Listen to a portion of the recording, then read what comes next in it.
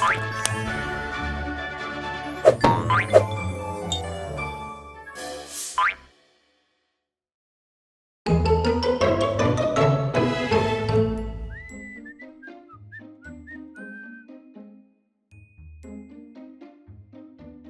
Glees!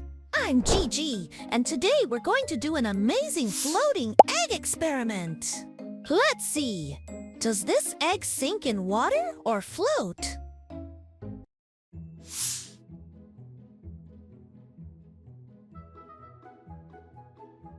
Oh no!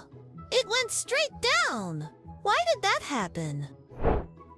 The egg is denser than water, so it sinks. Aha! That means the egg has more density than water, which is why it sinks. Now let's see what happens if we mix salt into the water.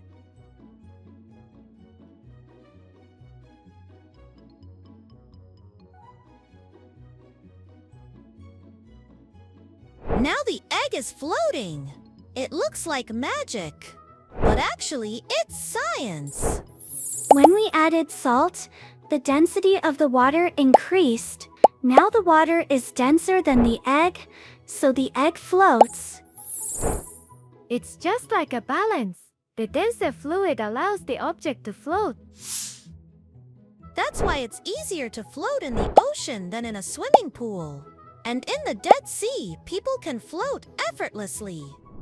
Now it's your turn. Try this safe experiment at home. How many spoons of salt does it take to make your egg float? Write down your numbers and make your own mini science report. Next time, we'll explore an exciting topic: shadows. Why are shadows sometimes big and sometimes small? Let's go! STEM stars! Subscribe and join more STEM adventures with Glee and his robot friends! Next episode, Shadow Science!